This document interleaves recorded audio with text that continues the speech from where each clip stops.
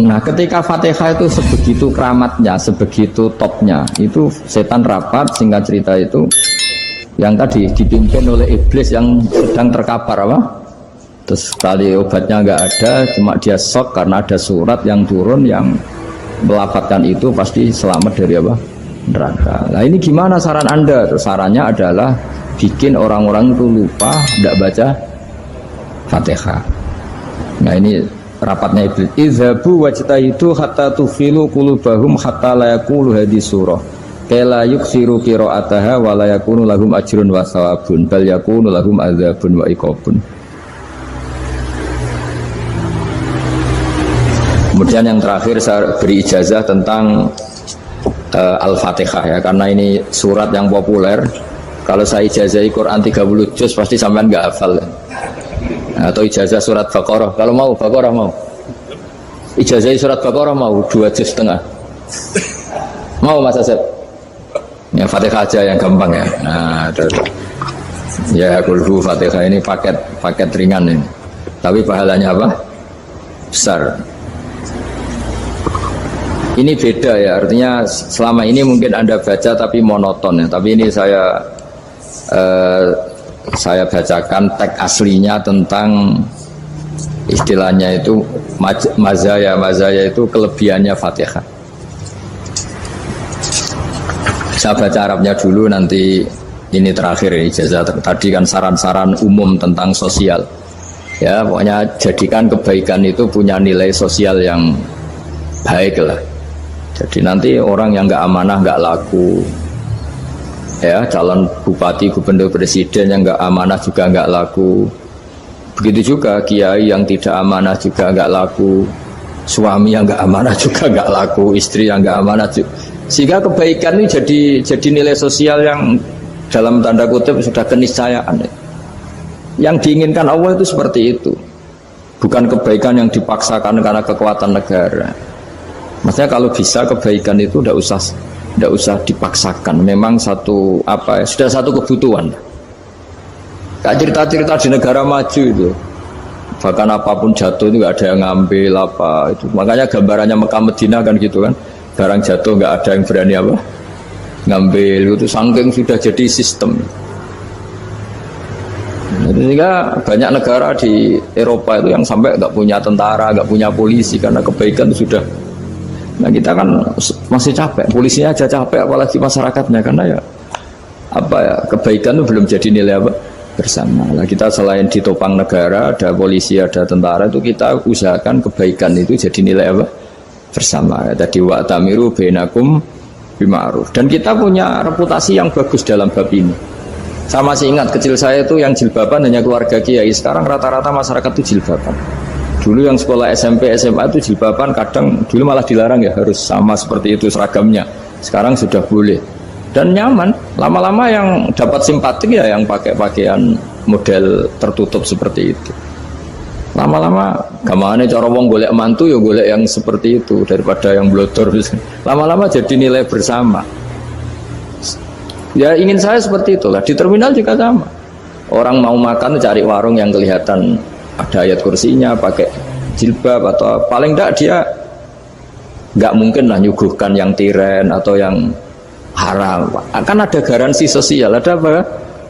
Ada garansi apa? Sosial dengan penampilan yang soleh itu kan, masa iya nyuguhkan oposan babi gitu misalnya itu. Jadi nilai sosial itu harus harus benar-benar jadi nilai, sehingga negara biar gak capek-capek. Polisi juga gak capek kan, karena tugasnya orang Jawa mau ngawat-ngawati tok, tapi sudah tidak perlu tegang karena kebaikan sudah jadi nilai bersama. Ingat-ingat ya ayatnya tadi, wa'tamiru bainakum bima'ruf. Jadi kebaikan itu harus jadi nilai bersama. Iktimar itu menjadi urusan bersama. Makanya kalau kita rapat besar disebut apa? Muktamar. Muktamar itu urusan bersama. Tadi imamnya sholat juga menopang Gojek karena nggak lama-lama nopang Grab, nopang Kernet, nopang penjaga Indomaret, penjaga bensin, pom bensin. Nah dia hanya punya waktu 5 menit terus imamnya baca Baqarah kan. Iya imamnya mursyid, mungkin dia tambah lama tambah dapat aplaus dari muhibbinnya, tapi makmumnya Dia tambah lama tambah dapat penghormatan dari pecintanya, tapi kitanya wah khusyuk wali kan, dia dapat status naik lah. Kita yang sudah tidak ikut jadi wali diganggu apa pekerjaannya. Kalau ada imam seperti itu sampai mufarokoh saja, niat ya Allah sampai sini saja, saya makmum orang itu, silakan orang itu punya urusan sendiri dengan jenengan, ya sudah, atau salib saja apa. Ya, itu boleh kalau dalam fikih namanya apa? Mufarokoh. Mufarokoh itu niat. Tapi kamu jangan langsung selonong mufarokoh, niat dulu. Pamit sama Allah bahwa sekarang mau mufarokoh. Ya, tapi ya jadi sholat yang aneh kan, imamnya masih rukuk, kamu terus sujud, terus apa-apa selesai ya. Mungkin dalam pandangan itu orang lain ini maksudnya makmum gimana ini kok begini. Tapi sudahlah, Allah Maha tahu. Nah, insya Allah dimaklumi. Ya saya baca tentang Fatihah ya, karena sampean pasti sering baca Fatihah. Supaya apa sekaligus jadi jimat lah gitu. Jadi kalau kamu sering di jalan-jalan yang mungkin sepi, atau mungkin kan tidak semua teman Grab itu nasibnya bagus yang di Semarang Jogja, mungkin yang di Kalimantan di Papua kan ada yang 10 kilo gak ketemu rumah, ya kan ya, lihat di TV-TV itu kan kasihan kan, sudah 10 kilo gak ketemu rumah, penumpangnya kewekar preman tuh kan, ini makan orang enggak kan, udah kan ujiannya dua. Kalau penumpangnya cantik itu ya kecoba syahwat, kalau preman takut. Jadi orang itu selalu ujian itu. Sing sedengan itu kan jarang orang itu. Jadi kalau penumpangnya perempuan cantik ujiannya itu syahwat, kalau preman ujiannya ketakutan. Kalau orang yang lemah bawa uang ujiannya kamu ingin garong. Jadi hidup itu memang semuanya ujian. Liyabluwakum ayyukum ahsanu amala. Makanya saya sering ditanya oleh teman-teman, Gus, nah ujiannya kenal wong wedok elek piye? Sama, kenal wong ayu ujiannya syahwat, kenal wong elek ujiannya ngenyek, itu sama-sama dosa. Syahwat ya dosa, ngenyek juga dosa. Wah elek keriting untune metu ya dosa, ngomong gitu. Kadang-kadang orang berpikir enak kancanan wong elek gak dosa. Kata siapa? Kancanan wong elek itu ya dosa, karena bawaannya ngenyek. Ngenyek itu menyepelekan itu. Makanya saya itu ya gak mau berteman sampean. Nanti kan bawaannya ngenyek atau seneng ya tidak tahu. Ya sudah, ada takdir saja, kalau ketemu ya tak ulang ngaji gitu. Tapi ini ngaji terakhir, setelah ini ngaji biasa aja, tidak usah resmi gini. Ngaji kok resmi aneh. Pokoknya nanti suatu saat kalau pandemi sudah berlalu, saya akan ngaji Rebona. Lalu ini ngaji. Ini ngaji yang kurang bagus karena ngatur kiai kurang berkah ini. Nanti tapi ya lumayan lah, masih mau ngaji. Ngaji kok tanggal ini jam ini. Sekarang suatu saat kamu tak panggil, Mas Wahyu datang ke sini jam ini, tidak mesti bisa. Mungkin pas ada acara apa, oh, maaf ke sini pas ngecek kan pas apa. Gitu. Jadi ya sudah, tapi tak maafkan, enggak apa-apa. Takdir ya. Tak bacakan supaya sampean tahu keramatnya bismillah. Nah, sebelum saya bacakan bismillah Fatihah, tak beritahu tentang ilmu tafsirnya karena ini penting sekali. Fatihah itu dawuhnya Allah, tentu itu dawuhnya Allah. Saya ulang lagi, itu kalam Allah. Tapi yang sudah diberikan kesampaian ke kita semua. Sehingga seakan-akan itu menjadi dawuhnya kita ke Allah. Jangan salah loh ya, Fatihah itu dawuh Allah tapi sudah diberikan ke kita. Sehingga posisi kita itu yang punya itu. Nah, kenapa ini perlu dijelaskan? Karena nanti ada kalimat iyyaka na'budu wa iyyaka nasta'in. Kalau itu masih kalam Allah, berarti Allah ngomong ke kamu, ngendikan ke kamu, kepadamu aku menyembah. Masa Allah menyembah kamu? Nah, sehingga ilmu tafsir itu menyelesaikan itu dulu ya. Saya ulang lagi ya, sebelum sampean sering baca Fatihah, aku yakin ya sering baca. Tapi barokahnya ndak paham itu ndak pernah janggal. Enggak paham itu ya penting supaya ndak iskal, ndak janggal. Sebetulnya di kalimat itu ada yang janggal. Kalau Fatihah itu kalimatnya Allah atau kalam Allah, bagaimana dengan kata-kata iyyaka na'budu? Masa Allah ngendikan ke kita, kepadamu kami menyembah? Masa Allah menyembah kita? Maka penyelesaiannya secara ilmu tafsir gimana? Semua ulama mengatakan, bukan satu dua, semuanya mengatakan di Fatihah itu semuanya diberi kawalan kalimat. Saya ulang lagi ya, di Fatihah itu semuanya diberi awalan kalimat qulu, katakan wahai hambaku begini. Ya, katakan wahai hambaku begini. Nah, begini ini pelajaran dari Allah yang sudah diberikan ke kita. Terus kita mengatakan bismillahirrahmanirrahim, alhamdulillahirabbil, termasuk kita mengatakan iyyaka na'budu wa iyyaka nasta'in. Jangan bayangkan Allah ngendikan ke kita. Kalau Allah ngendikan kita berarti gini, hei wahyu, ihdinas siratal mustaqim, tunjukkan saya jalan yang benar. Nah nanti kamu terus, ya Allah, Anda aja minta tolong saya minta tolong siapa kan? Jadi panjang kan? Ya, saya ulang lagi ya. Jadi itu di Ulumul Quran diterangkan gimana? Sebelum baca Fatihah, ya. Fatihah itu kalamullah, ngendikane Allah, tapi yang sudah diajarkan ke kita dan sudah milik kita, sehingga kalimat itu menjadi milik kita. Tapi ya kalamullah, tetap kalamullah, tapi sudah menjadi milik kita. Udah paham ya? Ya pinter naon. Ya, karena kalau tanpa penjelasan seperti ini, Anda akan iskal. Bagaimana Allah, iskal itu janggal. Bagaimana Allah mengatakan iya karena butuh. Kan jadi aneh ya? Ya, jadi tak jelaskan secara ilmiah ya. Jadi kata ulama-ulama tafsir, ayat-ayat Quran seperti ini sebetulnya dimulai dari qulu apa? Meskipun nggak dilafatkan.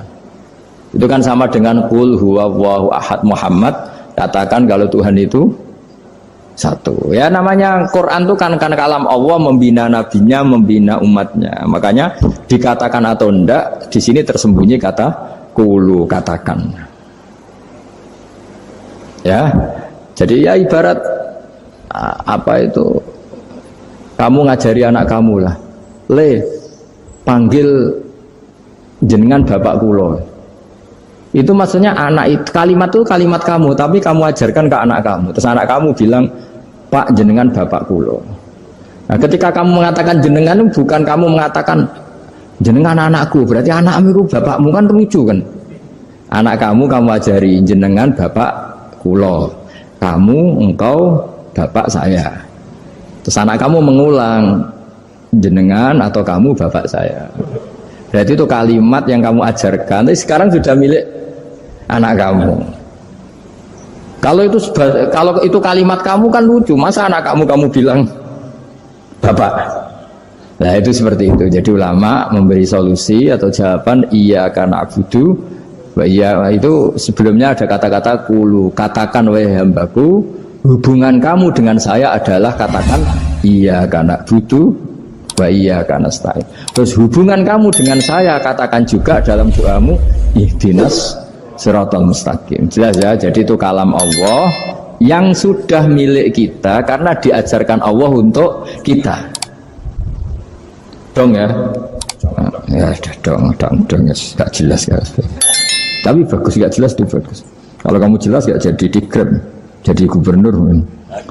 Min azimi fadliha kasratu asma'iha wa fadail ukhra. Ini cerita dramatisnya surat Al-Fatihah. Qala Abu Hurairah radhiyallahu anhu inna iblisa ranna khina unsitat Al-Fatihah. Jadi iblis itu begitu kesakitan. Ini kitab Abu Abul Farad karangannya Syed Muhammad Alawi, juga kutipan dari beberapa kitab. Yang jelas beliau sendiri juga ngutip dari beberapa riwayat di beberapa hadis. Halaman 1, 2, 3. Ketika Fatihah turun itu iblis kesakitan, kayak orang sakit gigi lah, tersiksa sisanya karena turunnya surat apa? Al-Fatihah. Artinya kalau Anda baca Fatihah dijiwai, maka Anda melemahkan setan, melemahkan iblis. Wa qala Mujahid khina unzilat Fatihatul kitab ronna fastama indahu asyayatin. Jadi ketika Fatihah itu turun, iblis itu terkapar lah kira-kira, sampai dijenguk banyak setan. Jadi kemana di ICU lah kira-kira gitu kalau sekarang itu, entah COVID entah enggak tahu, pokoknya di ICU sampai dijenguk banyak setan. Enggak tahu bawa apa enggak tahu, pokoknya dijenguk banyak setan. Ono yang nyangoni karena ini apa? Ketuanya apa? Pingsan, sakit. Jadi iblis itu sakit sampai dijenguk anak buahnya setan-setan. Ya semoga kalian semua tidak kenal setan. Kalau kenal berarti teman apa? Wa qalu misla dzalik wa qala lahum laisa mimma taquluna syai'un walakin unzilat suratun laisa ajru qailiha illa an harramallahu alaihi nar jahannam. Saya ini bukan sakit fisik kata iblis. Kamu tidak usah jenguk saya, datangkan dokter terbaik, tidak usah. Saya ini tidak sakit fisik. Saya ini sakit karena ada surat yang diturunkan, yang pahala yang melafatkan surat itu pasti selamat dari neraka. Padahal misi terbesar saya ini supaya manusia masuk neraka. Sekarang punya tamengnya. Wah pusing kan? Ya seperti orang lah, goda sampean ternyata sampean setia, itu kan pusing. Nah ternyata tidak setia, itu yang akhirnya ribet kan itu. Jadi iblis itu cita-cita terbesarnya kan semua orang itu masuk neraka. Nah sekarang turun satu surat yang gara-gara surat itu siapapun yang baca dijamin selamat dari neraka. Jadi walakin unzilat suratun laisa ajru qailiha illa an harramallahu alaihi nar jahannam. Karena jadi dia shock lah, kalau orang di Jawa itu bilang shock. Aduh sial nasib saya ini umat nggak bisa saya goda lagi karena punya tamengnya tadi punya. Qadba tolakai dukum mamakrukum. Rekayasa kalian sekarang itu tidak ada gunanya semua. Nah, ini alhamdulillah di Indonesia kelihatan kan banyak yang miskin, banyak yang susah. Tapi selagi mereka masih sholat, itu keinginan mencari halal itu masih tinggi. Kayak apa kita di tengah kota, jauh dari anak istri, jauh dari tetangga. Biasanya kalau orang jauh dari anak istri, tetangga kan sakar pede. Tapi yang soleh masih banyak, sudah jauh dari keluarga tetap lurus. Loh, kalau yang dekat lurus kan wajar, konangan wong akeh kan. Ini sudah jauh masih lurus. Nah ini nggak lepas dari barokahnya surat apa? Surat Fatihah tadi. Jadi karena ada surat yang menjamin pelafalnya atau qailiha terbebas dari api neraka. Wa qalat as-sayatinu lahu is ayyusai'in ta'muruna ya maulana. Faqala lahum idhabu wajtahidu hatta tukhfilu qulubahum hatta la yaqulu hadhihi surah. Lalu kita gimana? Jari para setan begitu. Lalu kita gimana? Terus kata iblis, sudah bikin mereka lupa sehingga tidak baca lagi. Selagi masih baca kita pasti keok. Jadi kalau sampean sudah jarang baca Fatihah itu berarti sudah bagian dari kemenangan apa? Iblis. Jadi kalau sampean sudah jarang baca Fatihah itu berarti bagian dari kekalahan Anda, kemenangan iblis. Masih sering baca? Berapa kali? 5 kali sholat. Terus apa lagi? Ya, kalau ngajarin itu juga selain itu juga Kok 5 kali tok itu? Berarti pas sholat fardu tok itu? Enggak 5 kali itu mendingan itu 17. Kamu itu ngitungnya jangan 5 ini. 5 waktu saja. 5 waktu itu berarti lumayan kan? Berapa? 17 ya? Iya. 17 ya? Ya 17, tapi kalau makmum tuh sering separuh kan, apalagi makmum terawih. Ya kan? Makmum terawih itu bacanya Fatihah ada yang sempurna enggak ya? Ya enggak lah. Baru alhamdulillah rabbil alamin mampu ruko ikut ruko gitu. Makmum kan yang terawih lah Mas. Kalau terawih jarang sempurna ya. Fatihahnya itu. Kan imam sudah ruko, kamu bacanya Fatihah sampai mana tuh? Baru setengah ya. Ya paling pas terawih aja kan tidak sempurna ya. Apalagi kalau imamnya sing kilat tuh, waduh malah. Nah ketika Fatihah itu sebegitu keramatnya, sebegitu topnya, itu setan rapat, singkat cerita itu yang tadi dipimpin oleh iblis yang sedang terkapar apa? Terus tadi obatnya nggak ada, cuma dia shock karena ada surat yang turun yang melafatkan itu pasti selamat dari apa? Neraka. Nah ini gimana saran Anda? Terus sarannya adalah bikin orang-orang itu lupa, tidak baca Fatihah. Nah ini rapatnya iblis. Izhabu wajtahidu hatta tufilu qulubahum hatta la yaqulu hadhihi surah. Kala yuksiru qira'ataha wa la yakunu lahum ajrun wa thawabun bal yakunu lahum adzabun wa iqabun.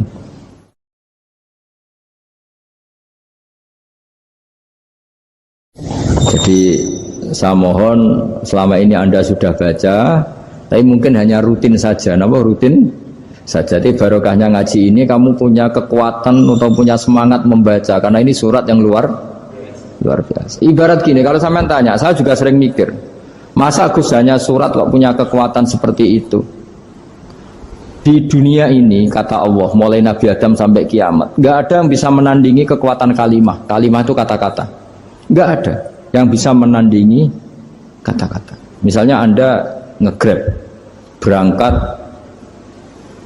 istri cuek, berangkat cuek, itu beda dengan ketika meskipun satu kalimat, wes Pak muga-muga dilindungi pangeran, mugi-mugi jenengan selamat, itu menjadi teduh dan semangatnya luar biasa karena kayak mendapat support. Jadi kira-kira kalimat itu hubungannya kita dengan Allah, Fatihah itu seperti itu. Kamu melafadzkan satu kata-kata yang dibenarkan langit bumi, dibenarkan aras, dibenarkan malaikat, dibenarkan semua penghuni di dunia ini. Sehingga tuh efeknya luar biasa. Itu seperti gini ya, kamu cerai sama istri, terus nikah lagi katut babon. 10 tahun anak kamu dididik, ibunya benci kamu. Dan memang Anda layak dibenci. Duit deh. Dan sampai nggak pernah manggil kamu Pak. Suatu saat, kamu tentu rindu kan, ingin dipanggil Bapak oleh anak kamu. Suatu saat anak ini manggil kamu Pak E. Itu senengnya bukan main. Hanya sebuah kata-kata. Makanya kadang-kadang orang itu tanya sama kiai, ijazah lafadz ini gunanya apa sih? Itu ijazah-ijazah itu untean kata-kata. Yang kata-kata ini dibenarkan langit dan bumi dan aras dan para malaikat, sehingga efeknya itu luar.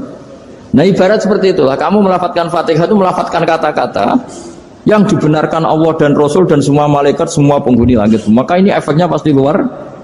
Nah di sini lah orang-orang dulu itu tahu keramatnya itu, sehingga ketika melawan Belanda, melawan Jepang dulu itu kalimat-kalimat itu menjadi mantra yang luar biasa. Doa yang luar biasa.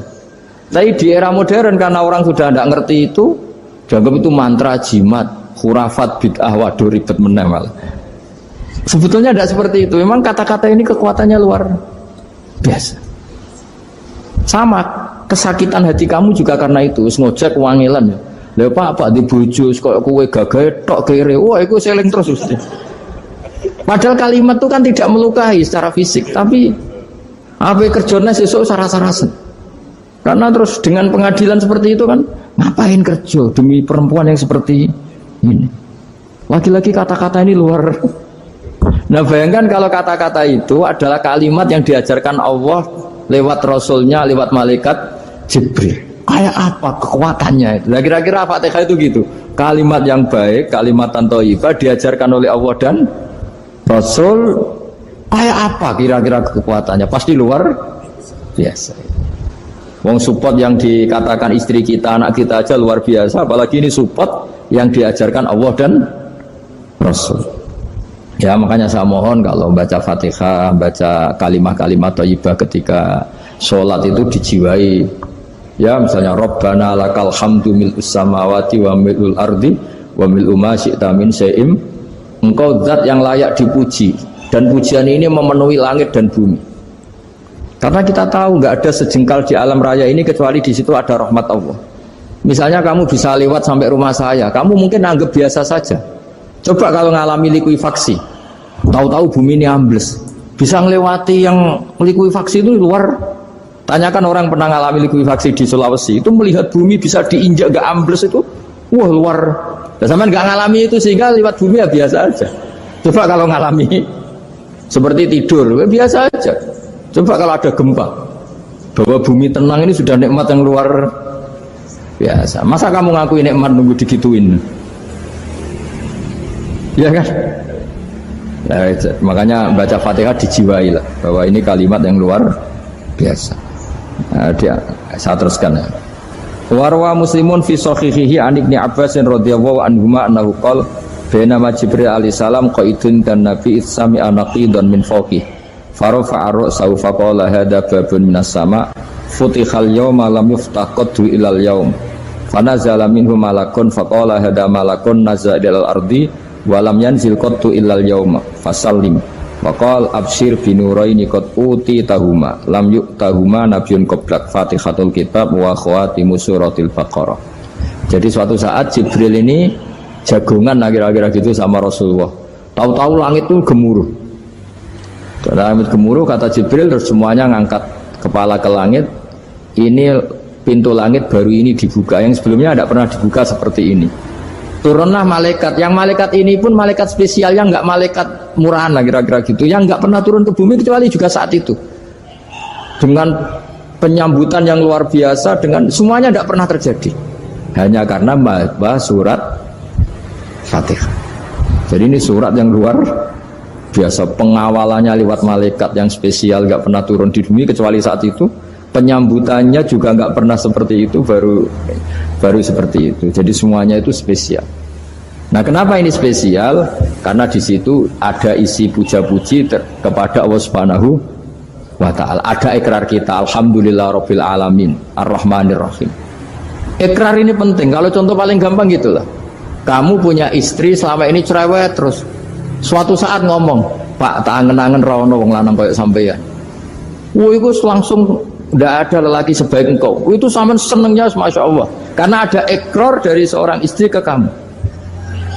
Nah bayangkan kalau ikrar kita sebagai hamba diakui oleh Allah Subhanahu, maka ikrar ini akan dicatat sebagai kebaikan kita yang kita panen nanti di akhirat. Karena ada ikrar.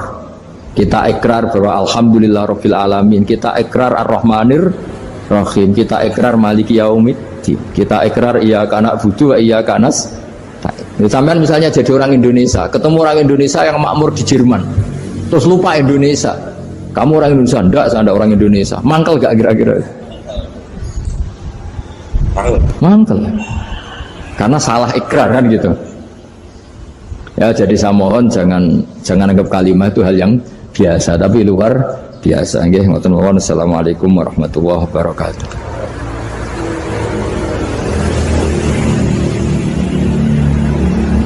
Saya berkali-kali kampanye di mana-mana lah, kampanye dan menganjurkan. Di antara catatan dalam Suhufi Ibrahim wa Musa kan ada kan di Quran itu yang dinamakan lampiran-lampiran wasiatnya Nabi Ibrahim dan Nabi apa? Musa. Itu di antara catatannya begini. Orang yang punya akal itu adalah orang yang bisa menikmati sesuatu yang baik. Misalnya gini, contoh gampang gini. Kamu punya anak pertama atau punya anak yang masih kecil. Itu gendong tuh senangnya bukan main. Melihat anak sehat tuh senangnya bukan main.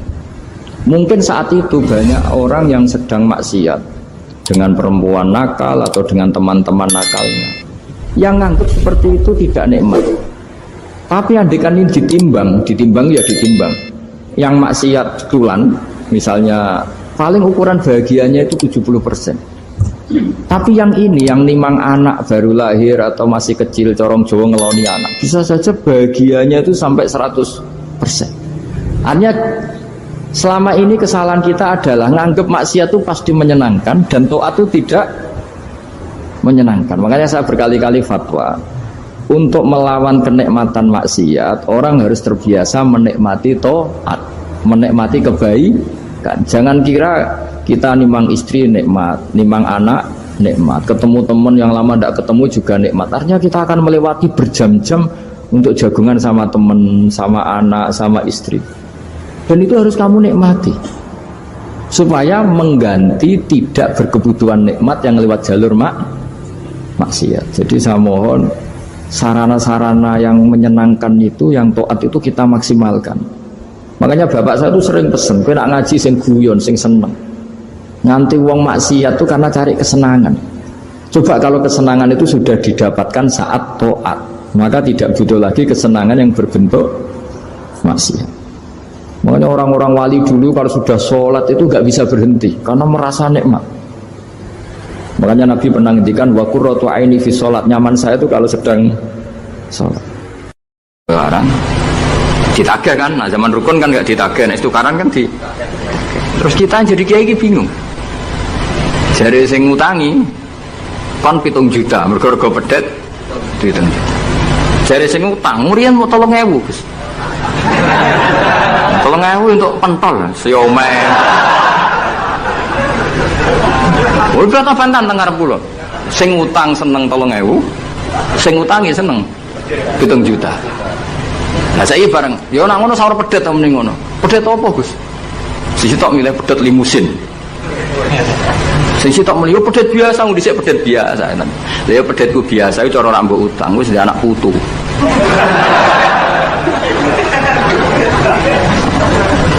Coba tahun 70 nak duwe anak putu wis luas kok nduk. Tapi jare sing utang, lah anak mati. Coba kalau kamu jadi kiai itu coba mau apa coba? Mulane wong dadi kiai iku berat-berat e wong. Ora berat nih, konsultan hukum itu sampean jadi pengacara, menang ra menang nak sing kelas Jakarta itu 1 miliar. Nak kelas kabupaten jadi 5 juta. Jadi kiai gak salam templek 20.000 taruhane swarga neraka. Wong desa paling salam templek 50.000 20.000. Takokane nak dijawab kliru swarga. Nanti kalau berdalu sing rayu pangeran Gusti wis pantes kula mlebu swarga.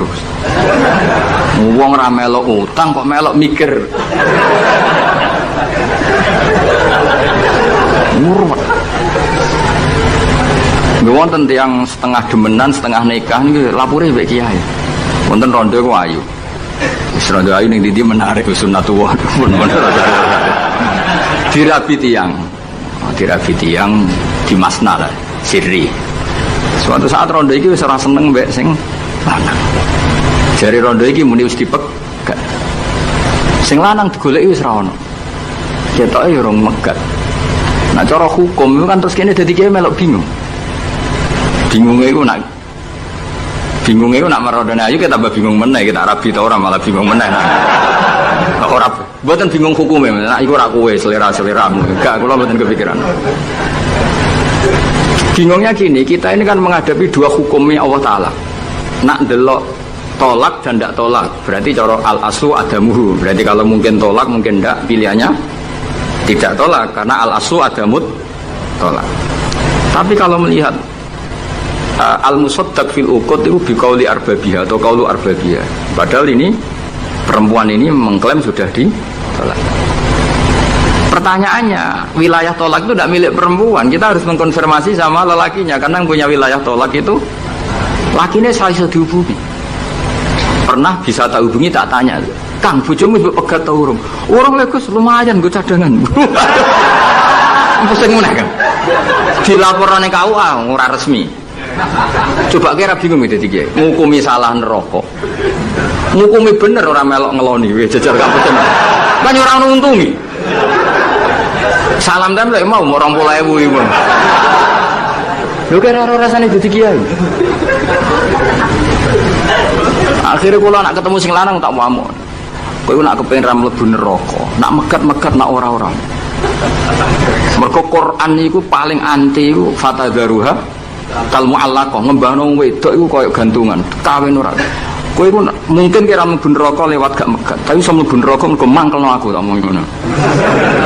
Aku donga aku rapati mandi lah, tapi nak ndongak mlebu neraka, kowe mlebu neraka ketoke mandi om. Mangkelno. Ya mun Gus apa gate ben jelas aja ben jelas. Karena ngel-ngel orang juga. Makanya Allah itu anti betul kalau ada orang lelaki menggantung perempuan. Di antara pantangan yang diajarkan apa? Fala tamilu kullal maili fatadharuha kal mu'allaqah. Karena dia mau butuh cadangan ngono tok. Nah lagi nenengan mbek bojone kok ndek alternatif. Mergo si wong iki zina moh, tapi kalong jatahe biologis yo moh. Wis ngono-ngono kan urusanmu. Aku sing pusing, mesti ditakoki hukume. Lah bolak-balik enak kiai sing terkenal gak ngalim ra ono wong takok. Mau wong rono dukun mandi ra mandi ngekeki ning ngarep. Nanti dadi kiai hukum mbek kiai dukun. Kiai dukun kan mandi ra mandi mukadimah segula 2 kilo. Nak mandi ditambahi, nak ra mandi gak ditarik. Aman kan? Mak kiai hukum ora. Ngomong halal haram wis repot. Nak salah neraka. Bener 20.000. Kowe padahal. Nane kula sering rayu pangeran Gusti kula niku pantes mlebu swarga. Salah kula kata Allah, pokoke pantes mlebu swarga. Jadi mboten urusan GR mboten jenengan pantes ulama mlebu swarga. Yo repot. Pemene urusan kawin, riba. Karena kita ngadepi hukum sing rubahnya itu Masya Allah. Ya kayak tadi misalnya kue anut uang itu tidak turun. Nah, darani goblok wong gladak kula yang sekarang dinyang wong 200 juta sekarang itu dulu buyut saya kata ibu tukune mau 700 rupiah.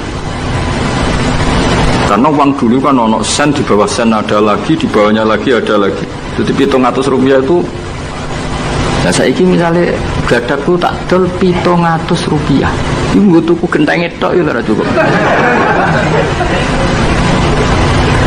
Makanya kita ini jadi bingung kan kalau ngukumi utang piutang di masa lalu itu dikrus pakai apa? Ada ulama yang mengatakan dikrus pakai emas. 700 rupiah zaman itu kalau digramkan dapat berapa gram? Ya memang itu paling gampang. Sampai sekarang ya kita pun seperti itu. Misalnya Makanya untungnya pangeran itu luar biasa ya. Perangkat itu tetap ditetapkan sama Allah. Misalnya gini, ada orang konflik utang piutang di depan saya. Tak takoi pedet zaman itu regine pinten, Mbah. Zaman itu 700 Gus atau 3.000. Ya sudah kita tanya di apa itu? Di apa sajalah tanya yang ahli-ahli emas itu tahu. Zaman itu 700 rupiah atau 3.000 dapat emas sekian gram. Mau enggak? Jadi Allah itu menyediakan perangkatnya. Galah kula nu kathah kanca akrab sing bakul emas. Jadi kula nu akhirnya takut, cek iku golek referensi emas tahun 70 itu 3.000 untuk pirang gram. Ternyata ya untuk wakeh. Karena polanya sama, napa?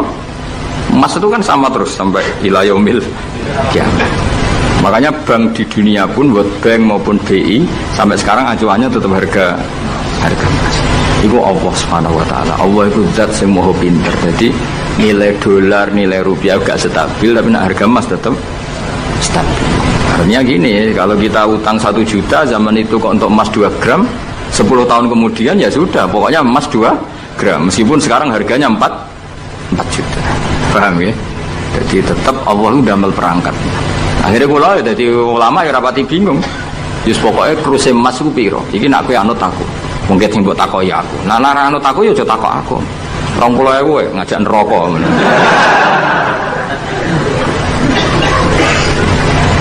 Ya, nah, maksudnya ini masih ngaji ini mboten. Nah, mulane akhir ayat sing turun ku ayat den be ayat riba. Den yo mari riba iku ya mergo den. Saiki sing utang iku ora masyarakat tok, kiai sak santri-santri yo tukang. Mulane BPKB ini udah pinter-pinter. Nak sekolah udah suwi ya? Apa sih dulu? Ada nggak orang punya motor BPKB-nya di rumah? Ada 10% sak kampungmu. Sekolah pinter lah. Enggak, maksudnya dari satu kampung itu sing BPKB ra sekolah pirang persen? Berapa? 0%. 0%. Oh, no. Berapa tidak? Oh, no, itu berarti orang kusur. Guling mesti itu tukang gadekno. Pirang persen gak ngali? 10 ono. Dari kira ono. Jauh ono 10. Ono.